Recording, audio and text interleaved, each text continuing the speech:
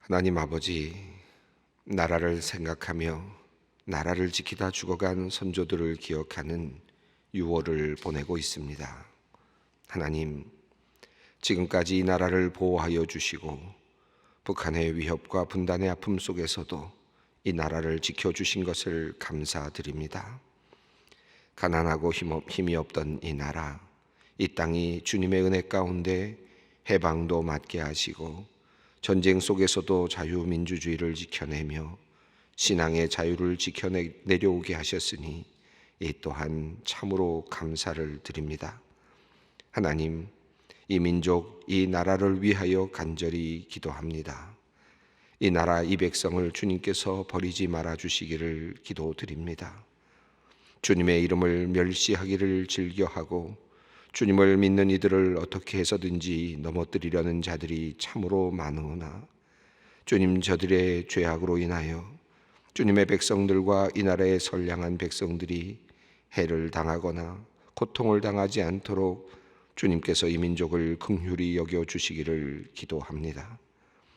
하나님을 알지도 못하고 바른 세계관도 이념도 갖추지 못한 채 자신이 무엇을 말하는지도 모른 채 분노로 가득 찬 말을 하는 이들을 경책하여 주시옵소서. 정의를 굽게 하는 이들을 이 땅에서 제하여 주시옵소서. 거짓을 말하면서도 스스로 나라를 위하여 교회를 위하여라는 명분을 찾으며 안위하는 이들을 주님 강하게 책망하여 주시옵소서.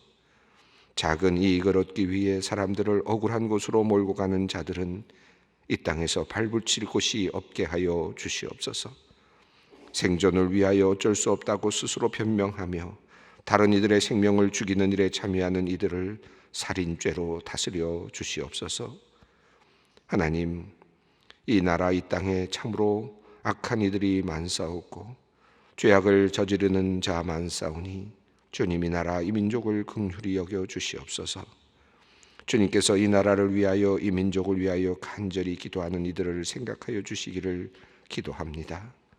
하나님, 오늘도 여기저기 주님의 이름을 멸시하는 자 많으나 이 땅에 주님의 이름을 높이는 자, 주님께 영광을 돌리고자 하는 자 또한 많이 있사오니 주님, 하나님의 나라가 이 땅에 오기를 간절히 사모하며 십자가를 지고 주님을 따르는 이들을 주님께서 기쁘게 보아 주시옵소서.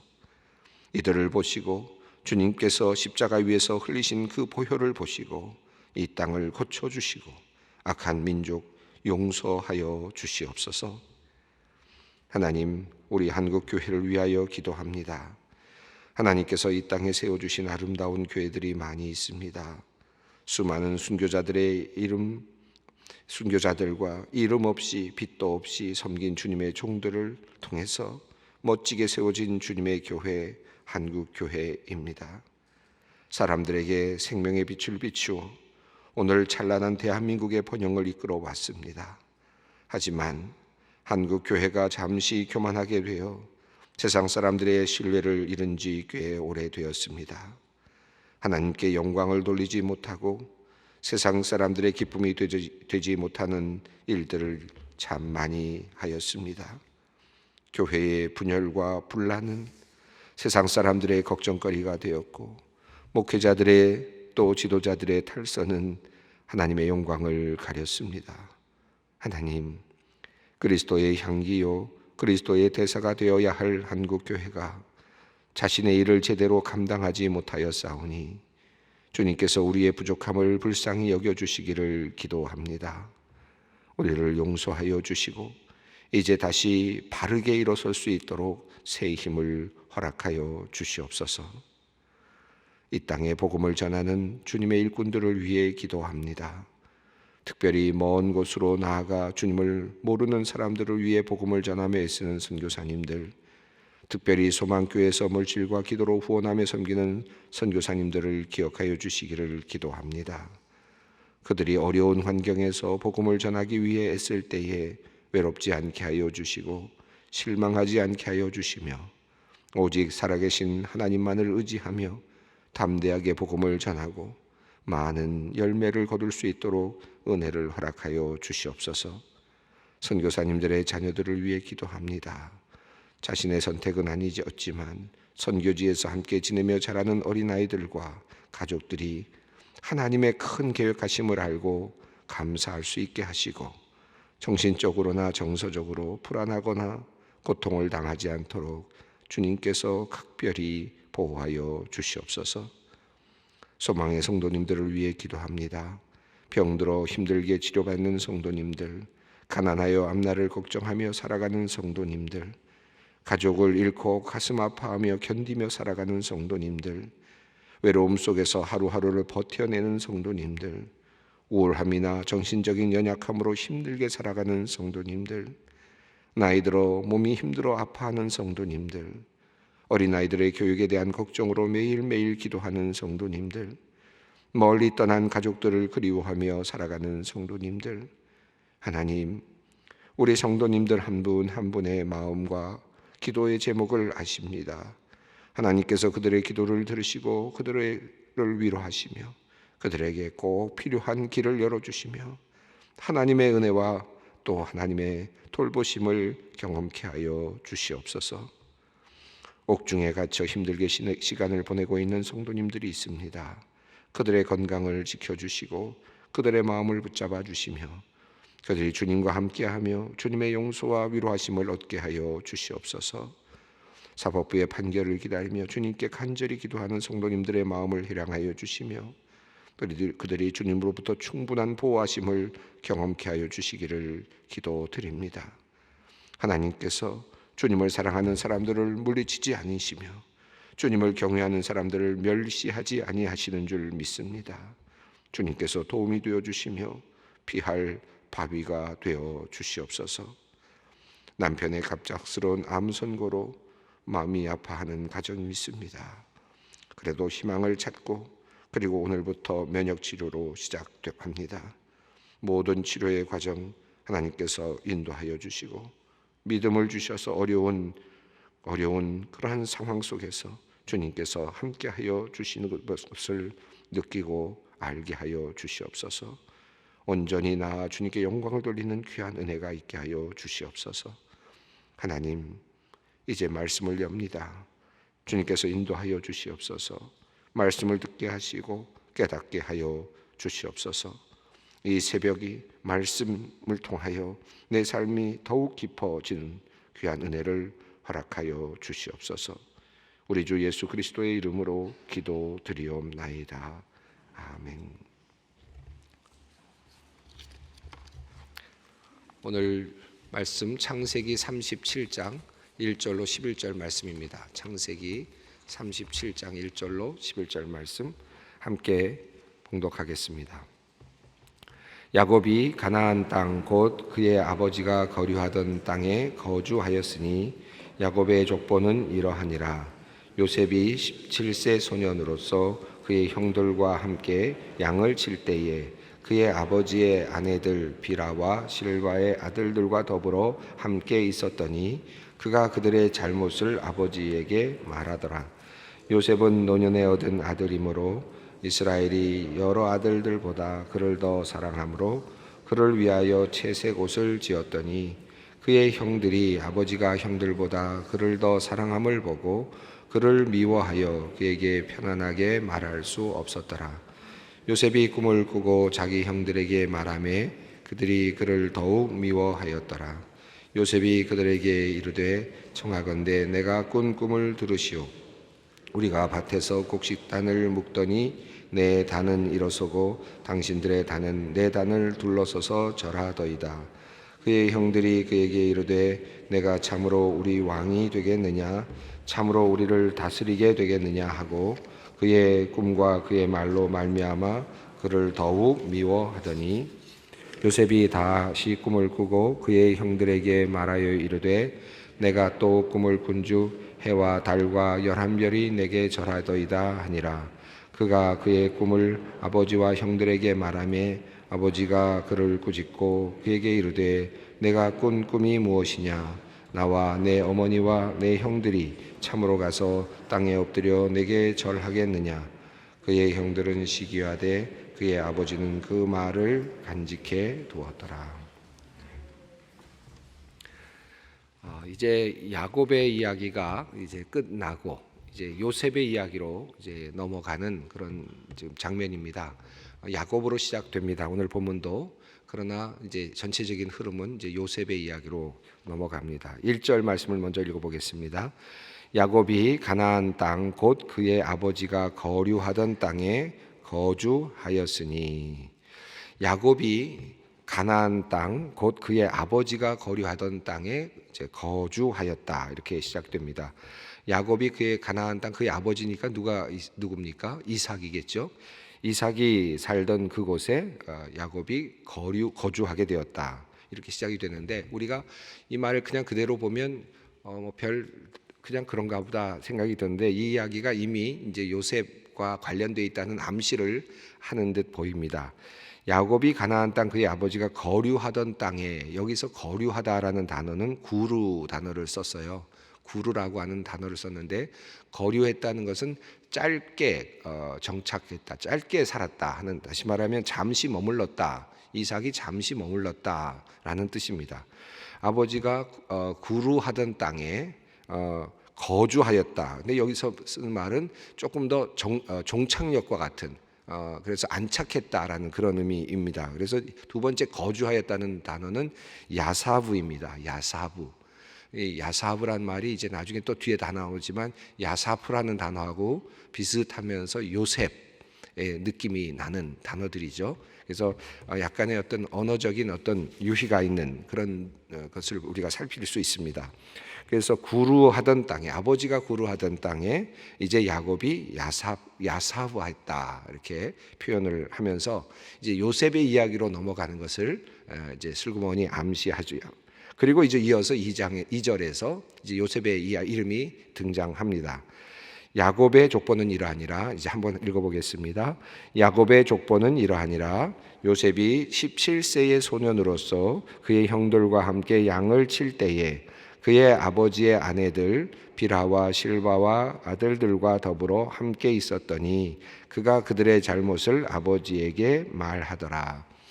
이 시점이 어느 시점인지는 정확하게 알 수는 없을 것 같아요. 왜냐하면 물론 이제 요셉이 17세 소년이었다라는 것은 분명한데, 이때가 어느 때인지는 이제 뒤에 나옵니다만은 어머니도 절을 하더라, 또 11개의 단이 절을 하더라라는 그 표현으로 봐서 적어도 막내 아들이 잉태되었거나 태어났거나, 또는 어머니 라헬이 아직 죽지 않았거나, 이런 시점이 아닐까, 이제 그렇게 판단을 할 수 있겠고, 그러다 보니까, 아니면 이제 베냐민이 완전히 태어나고 어머니가 절한다는 의미는 이제 라헬이 죽었고 레아가 어머니 역할을 감당하던 그런 때가 아닌가, 그렇게 볼 수도 있고, 그래서 요 시기는 물론 라헬이 살아있을 때일 수도 있고 아니면 죽었을 때도 있는 그런 정도의 어간이 아닐까 생각이 듭니다.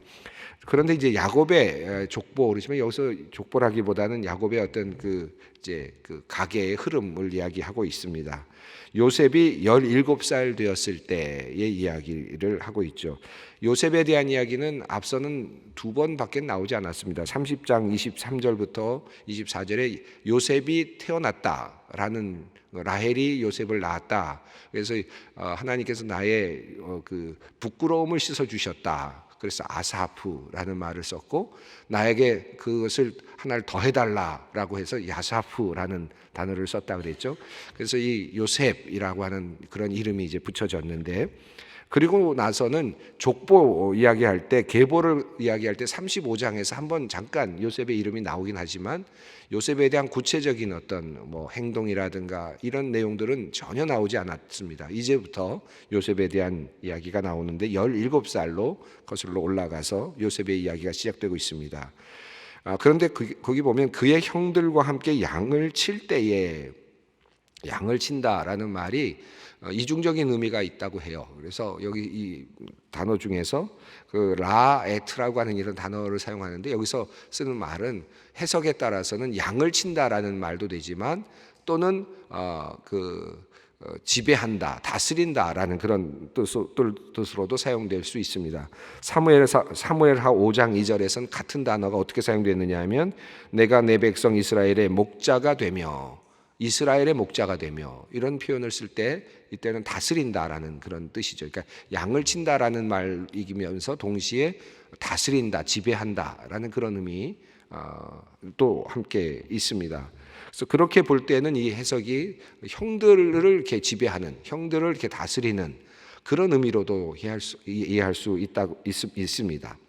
그래서 그의 형들과 함께 양을 칠 때에, 근데 뒤에 내용을 보면 형들을 좀 다스리는 듯한 느낌이 있거든요. 그래서 이중적으로 이해를 할 수 있을 것 같아요. 그의 형들과 어쨌든 함께 양을 치는데 그의 아버지의 아내들 빌하와 실바의 아들들과 함께 더불어 있었다. 이 말에서 우리가 약간의 그 뭔가를 느낄 수 있지 않습니까? 레아의 아들들, 정실의 아들들. 다시 말하면 정식 부인은 레아와 라헬이고, 그리고 이 뒤에 있는 빌하와 실바는 종이죠. 그러니까 신분이 좀 다르죠. 조금 다르다고 볼 수 다른 거죠. 그런데 지금 그 요셉은 그 종의 아들들하고 주로 지내고 있는 거예요. 그래서 빌하와 실바의 아들들과 함께 지냈다. 그러니까 단과 납달리 그리고 갓과 아셀 이 아들들과 함께 지내고 있었다. 그러니까 형들 정실을 그 레아의 그 아들들과는 이 관계가 이렇게 좋지 않았거나 또는 그 형들이 무서웠든지 아니면 종들의 그 아들들을 돌보도록 또는 지배하도록 아버지가 어느 정도의 그 권한을 줬든지 이런 뉘앙스를 우리가 이 안에서 느낄 수가 있습니다.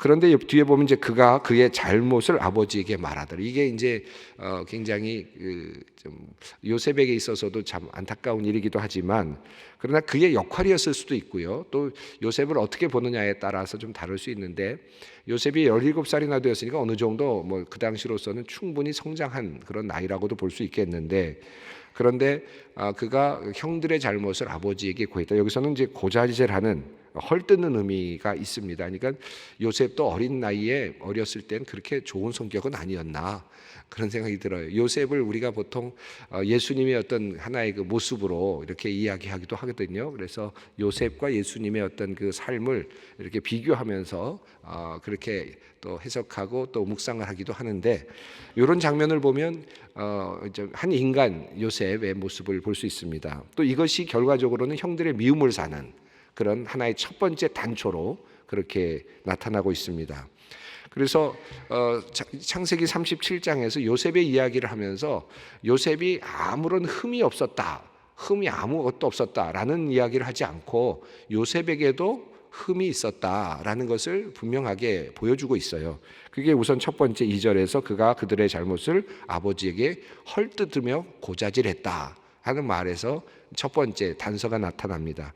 우선 그것 때문에 형들의 미움을 받게 되는 첫 번째 그 단초가 됩니다. 3절 말씀을 읽어보겠습니다. 요셉은 노년에 얻은 아들이므로 이스라엘이 여러 아들들보다 그를 더 사랑함으로 그를 위하여 채색 옷을 지었더니. 노년에 얻은 아들이라고 보기는 좀 어려울 것 같은데 그렇지만 여기서 말하는 특별히 사랑하게 되는 어떤 이유를 말하고 있는 것 같습니다. 요셉은 이제 특별히 야곱의 사랑을 받고 있습니다. 채색 옷을 지었다라고 했는데 케토네트 파심이라고 하는 단어인데요. 케토네트는 주로 그냥 긴 옷인데 파심을 어떻게 해석하느냐에 따라 좀 다른가 봐요. 그래서 파심에 대해서 학자들이 채색 옷이다라고 이렇게 그렇게 해석하기도 하고 손끝까지 가리는 발끝까지 가리는 그런 긴 옷이다 그렇게 해석하기도 합니다. 어쨌든 채색 옷이든 뭐 손끝까지 발끝까지 이렇게 가리는 옷이든 이런 옷들은 주로 궁중에서 입는 옷이죠. 그러니까 그냥 야외에서 또는 뭐 양을 치면서 입는 옷이 아니죠. 여기서 2절을 그래서 다시 보면 그들이 양을 쳤다라고 했는데 함께 양을 쳤다 그랬는데 채색 옷을 입었든지 아니면은 긴 손까지 이렇게 나타나지 않은 옷, 발까지 안 보이는 그런 옷을 입었다면 제대로 양을 칠 수 없었겠죠.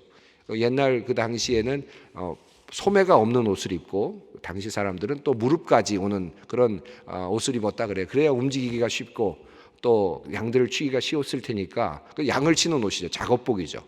그런데 지금 요셉은 채색 옷을 입었든 어쨌든 긴 옷을 입었든 이것은 일과는 관계없는 일입니다. 그러니까 2절을 다시 보면 실바와 그리고 빌하의 그 자녀들이 열심히 양을 치는 것을 보면서 뭐 한 겁니까? 평가하고 크리틱하고 좋은 옷 입고 이런 역할만 한 것이죠. 그런 의미에서 이제 그 형님들을 어떻게 다스렸다, 지배했다는 의미로도 해석할 수 있겠다는 것이죠. 채색옷은 그런 의미에서는 아버지가 얼마나 이 아들을 사랑했는지를 알 수 있고 보여주는 것이고, 동시에 이것 때문에 얼마나 형들이 요셉을 미워할 수밖에 없었을까 하는 그 단초가 또 되는 것이죠. 오늘 본문 속에서 요셉이 미움을 받게 되는 몇 가지 이유를 드는데, 2절에서는 형들의 잘못을 아버지에게 고자질했다는 것, 이게 첫 번째 이유를 들고 있고, 두 번째는 아버지의 편애입니다. 아버지의 편애로 인해서 채색 옷을 입혀줄 만큼, 일도 시키지 않을 만큼 아버지가 요셉만을 편애하는 이런 상황 속에서 이제 형들의 미움을 받는 두 번째 문제가 발생합니다. 저는 3절을 보면서 이런 생각이 들어요. 야곱이 과연 그 자기 자신의 그 삶의 모습 속에서 그 부모로부터 편애를 받았던 것의 그 큰 뭐랄까 결과, 그것이 자기 자신에 가져다 주었던 큰 불행, 형제들과의 그 불행, 그래서 그것을 해소하기 위해서 얼마나 큰 노력을 해야 했는지를 반추하지 않은 것 아닌가. 제대로 반추했다라면 자녀들에게 이렇게 또 다른 편애를 하지 않았을 텐데 하는 그런 생각을 해봅니다. 부모님들의 편애를 통해서 에서와 야곱이 그렇게 어려움을 당하고 그렇게 고통을 당했는데, 그것을 분명히 경험했음에도 불구하고 야곱이 요셉만을 사랑하는 이런 참 안타까운 일을 저지르고 말았습니다. 이 야곱의 실수라고 보여집니다. 우리가 살면서 우리가 아버지로부터 또 부모님으로부터 배운 것 있잖아요. 나는 저러지 않아야지 그랬던 것을 똑같이 하고 있는 경우들을 종종 우리가 보게 되는데, 이게 뭐 가게에 흐르는 혈통인지 전통인지 모르겠지만, 배워서 그런지 모르겠지만 그런 일들이 종종 있습니다. 우리가 가정생활을 하면서 이건 아니다, 우리 앞선 분들을 통해서 반추해 봤을 때 이렇게 하는 것은 아니었구나, 내가 보니까 그것은 잘못된 것이다 라고 생각됐을 때 그것을 끊어내는, 가정생활하면서 끊어내는 용기와 끊어내는 결단이 필요한 것 같아요. 오늘 야곱의 이야기 속에서는 야곱은 그 편애를, 아버지 어머니로부터 경험했던 그 편애를 그대로 똑같이 아들들에게 전수하고 마는 그런 또 다른 실수를 저지르고 말았습니다. 4절 말씀을 읽어보겠습니다. 그의 형들이 아버지가 형들보다 그를 더 사랑함을 보고 그를 미워하여 그에게 편안하게 말할 수 없었더라. 여기서 재미있는 표현들이 나오는데, 이제 4절 또 5절까지 한번 읽어보겠습니다. 요셉이 꿈을 꾸고 형들에게 말하되 그들이 그를 더욱 미워하였더라. 근데 여기 보시면요, 아버지가 더 사랑했다, 사랑하기를 더했다라는 표현이고요. 5절에서도 그러니까 형들은 그 미워하기를 더했다, 이렇게 플러스했다라는 표현이 나와요. 근데 이 표현들이 다 어떤 표현이냐 하면 야사프예요. 그 단어 여러분 기억하십니까? 제가 원어를 그냥 이렇게 편하게 이야기해서 기억하시는 분들도 계실 텐데, 라헬이 야곱이 태어날 때 나에게 부끄러움을 씻어 주셨다 해서 아사프라는 말을 썼다 그랬죠. 그러면서 나에게 아들을 하나 더 주십시오라고 했을 때 더 해달라, 플러스 해달라고 할 때 야사프라는 말을 썼다 그랬잖아요. 그래서 요셉이라는 말이 됐다 그랬지 않습니까? 그런데 그 단어를 계속해서 오늘 본문이 계속해서 살짝 계속 지금 활용하고 있어요. 그러면서 요셉의 이름과 마치 맞닿아 있는 것처럼, 운명적으로 맞닿아 있는 것처럼 이렇게 표현하고 있는데, 우선은 4절에서 아버지가 사랑을 그에게만 더해줬다 라고 표현을 하고, 그 다음에 5절에서는 그러니까 형들이 미워하기를 요셉에게 더했다 이렇게 표현을 해요. 야사프했다 이렇게 표현하고 있어요. 또 8절에서도 보면 또 그를 더욱 미워했다, 미워하기를 플러스했다, 더했다, 야사프했다 이렇게 해서 요셉의 그 운명적인 그 더해지는 사랑과 더해지는 미움, 이 더하기에 그 어머니의 그 표현이, 자기 자신은 아들을 하나 더 달라고 했는데 그 더하기에 대한 결과가 어떻게 됩니까? 더하기에 대한 결과가 아들은 얻지만 자기 생명은 잃는 그런 안타까운 삶이었고, 그 다음에 그 이름을 갖게 된 요셉은 그 더하기의 그 운명이 계속되는데 미움을 더 받기도 하고 그 다음에 또 사랑을 더 받기도 하는. 더하기가 좋은데 문제는 이게 더하기가 항상 좋은 게 아닌 거죠. 요셉의 인생에서는 무조건 더해지니까 나쁜 일도 더해지고 좋은 일도 더해지는 이런 그의 인생이 되고 말았습니다. 우리가 인생을 살면서 더하기 인생을 원할 때가 있는데 이 더하기 인생을 원하면 요셉 같은 인생인 것 같아요. 우리에게 좋은 일도 더해지지만 때로는 나쁜 것도 나에게 더해지는 것을 우리가 요셉의 인생에서 보게 됩니다. 요셉이 꿈을 꾸었습니다. 그래서 그 꿈을 이야기하게 되는데 첫 번째는 곡식단들이 11개가 절을 했다라는 것을 이야기를 하죠. 이 꿈을 꾸었습니다. 그리고 그 다음에 또 꿈을 꾸었는데 8절을 보면, 그래서 8절 읽어보겠습니다. 그의 형들이 그에게 이르되 내가 참으로 우리 왕이 되겠느냐, 참으로 우리를 다스리게 되겠느냐 하고 그의 꿈과 그의 말로 말미암아 그를 더욱 미워하더니. 여러분 생각해 보십시오. 아버지가 아주 왕자처럼 그를 대우하고 있고 채색 옷을 입히고 아주 긴 옷을 입혀서 일도 시키지 않는데 여기저기 다니면서 뭐 이런 거 저런 거 크리틱이나 하고 비판이나 하고 헐뜯기나 하고 아버지에 가서 고자질이나 하고 일도 하지 않고 그러던 아이가 그것도 못마땅한데 아이가 또 꿈꿨다 그러면서 11제단이 나한테 절을 합디다. 얼마나 믿겠습니까? 네가 지금 어린 아이로서 아버지가 살아계셔서 네가 지금 이렇게 사랑받는 것까지 내가 그냥 참겠는데 이제는 네가 꿈까지 꿨다 그러면서 형들이 절을 하더라 라고 말하더냐.